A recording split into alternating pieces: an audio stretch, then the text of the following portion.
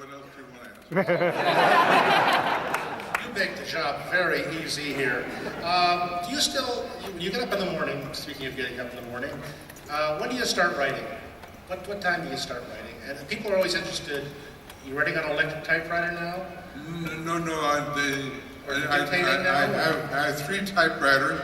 I had a lot of other equipment, but I threw it away. So I still, depending on my typewriter, and my daughter, Alexandra, who lives in Phoenix, I telephone her and I dictate stories to her. Yeah. Is it more comfortable to dictate them, or do you need that? Somebody gave me here an article about your beginnings here. They were talking about an editor who bought one of your first stories, Alden Holmes Norton. Says a man who discovered Bradbury while working as a pulp editor. It says here, if a Lynn man, the editor of an obscure science fiction pulp magazine, had not bought his first short story, Bradbury was ready to quit writing entirely. I don't believe that. I don't either. Did at any point in your career, did anything make you think of getting into, pipe fitting or anything else? No. I started as an actor on the stage. I did a lot of acting, but I hated it, and I would never go back to it. It's better to write. Bradbury did imitations of Hitler, W.C. Fields, and other 1939 celebrities. He hung around radio stations at night, slipping original jokes to comedians in exchange for an occasional $5 bill. Who'd you write for back then?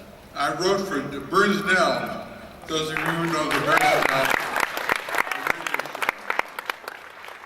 I was only 14 years old. I was in junior high school, and I wrote scripts of the Burns Down radio show every Wednesday night and gave them to George Burns. And occasionally, he used one of my jokes. And I did it for free. That was George paid the last few years of his life also.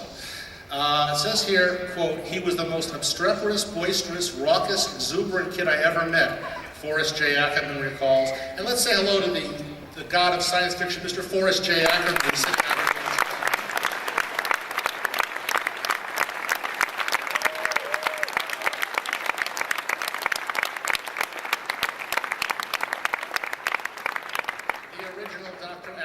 Accept no substitutes.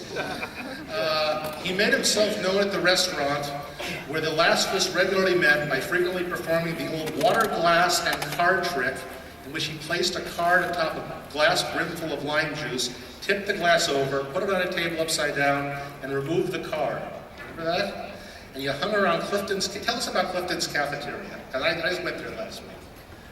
Tell us about Clifton's. They're accurate. And Forrest Ackerman changed my life. I was in high school, and I was going nowhere with my writing, and came to one of his meetings, and he accepted me into his company, and let me help publish his magazine, and gave me money to finance my own magazine, Futura Fantasia, when I was 19, and paid my fare on the Greyhound bus to New York City in 1939, so I could be at the first World Science Fiction Convention and meet all those famous writers. Who were you excited to meet there? Who was the writer you most wanted to meet? Oh, Edmund Hamilton was one of them, but one of our friends in LA was going along, Robert Heinlein. He just joined the group. Of course, the most famous one was Mr. Campbell, the editor of Astounding. He had changed the whole aspect of science fiction with Astounding Science Fiction and turned it into a high-quality magazine. Well, I always love stories about how you got ideas for things. Would you tell the story about walking on the beach and finding something buried in the sand? Oh, yeah. Well, I lived in Venice, California when I was first married 57 years ago. And my wife and I were walking along the beach in Venice, and we came upon the ruins of the old Venice Pier, which had just been torn down, with the roller coaster lying there in the sand and the wind and the surf. I looked at the bones of the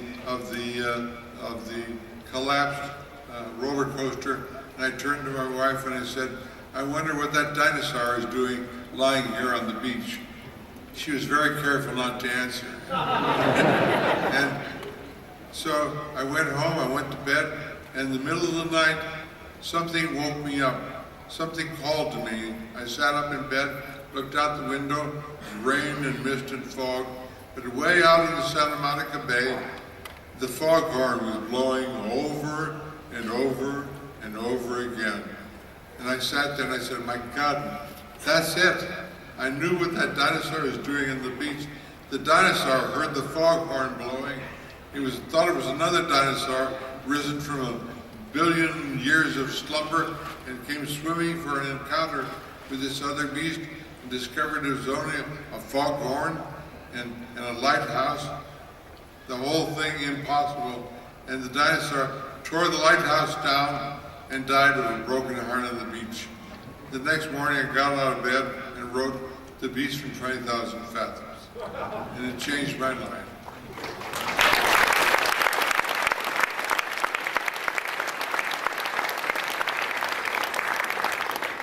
Since I'm getting you to tell stories that I like, I earlier tried to steer you to the story about going to I think it was your uncle's funeral. You were on your way to your uncle's funeral and you suddenly got a calling. I know you told this story on the Dennis Miller Show a week or two ago, but we have a larger audience here, I think, tonight. No, the story is this. Just before Labor Day, when I was 12 years old, I went to a carnival down by Lake Michigan, and seated there in an electric chair, about to be electrocuted, was a magician named Mr. Electrico. They turned on the power, he held up his sword, and the electricity showered and sparked off the sword. He reached down in the audience and tapped all of us boys standing in the front row, and when he came to me, he put the sword on the end of my nose. The electricity shot into my body, made my hair stand on end, and Mr. Electrico pointed at me and cried, "Live forever!"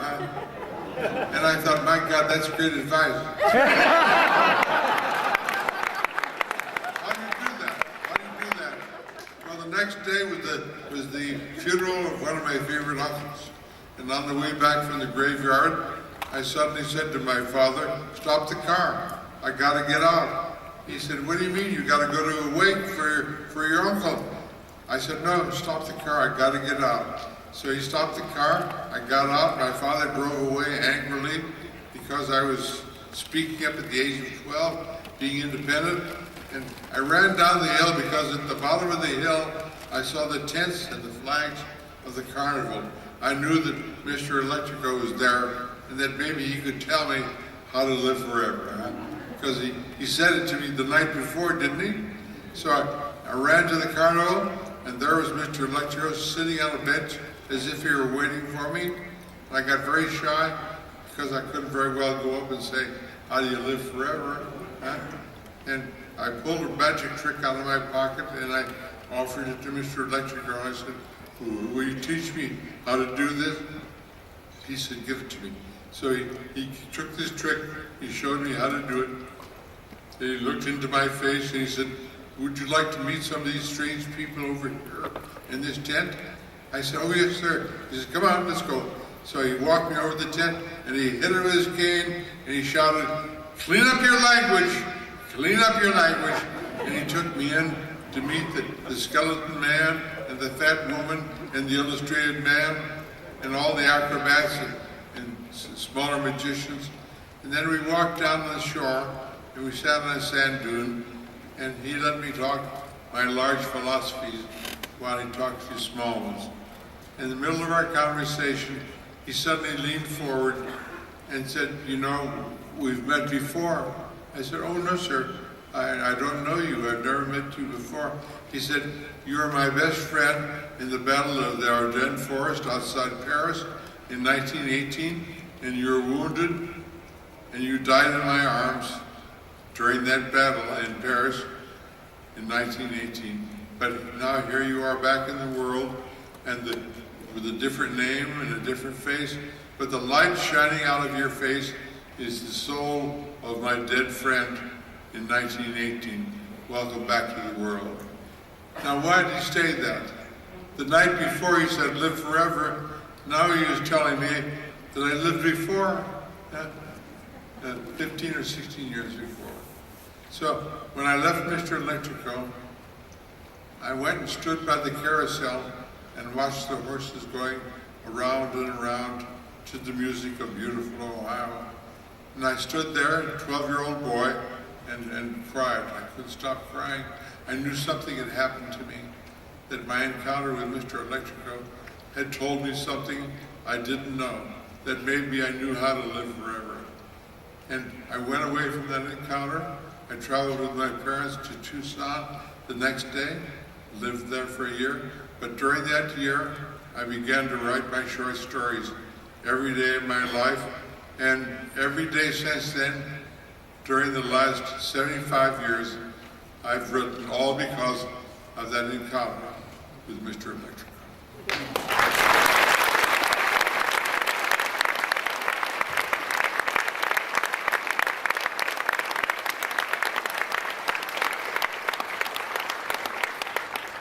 I had a not dissimilar experience when I was 13. I went to the office of a man named Bradbury over on Wilshire Boulevard. He gave me some very good advice. Didn't turn out quite as well, but anyway. In fact, that day I met you, I think Boris Karloff had recently passed away. We were talking about him, and you said, people like Boris Karloff are here to teach us about death. And I've often thought that, I've been around not as long as you, obviously, but I get the feeling sometimes I've learned enough about death. I don't need anybody like that anymore. We lost a friend of ours named Julia Schwartz this year. I know you wanted to say a few things about Julie. Well, Julie was here last year with me, as a lot of you remember, and he was here the year before that, and all through my life. From the age of 19, he was with me. He read my early short stories and turned them down because they weren't good enough. And finally, when they began to get good, he sold my first short story when I was 21 years old. I was selling newspapers on a street corner one day when Judy Schwartz showed up at my corner with a check for $14. And he says, here's a check for your first sale to Supersize and on my 21st birthday. So that gave me courage to continue writing. But Julia Schwartz was at the center of that event. Has there been a sale since then that was as thrilling as that first one? Has there been a moment when you... A moment almost equal, not a sale, but an acceptance. John Huston came to me one day in 1953 and offered me the screenplay on Moby Dick. And to have John Huston, my hero, offer me a chance to write a screenplay on America's greatest novel, that indeed was a triumphant moment. Did you really say to him you had never read it, or you couldn't read it? No, I tried reading it and couldn't. so John Huston said, why don't you go home tonight, Ray, and read as much as you can. and come back tomorrow and tell me whether you'll do the screenplay of Moby Dick. I went home that night, I said to my wife, pray for me. She said, why? I said, because I've got to read a book tonight and do a book report tomorrow.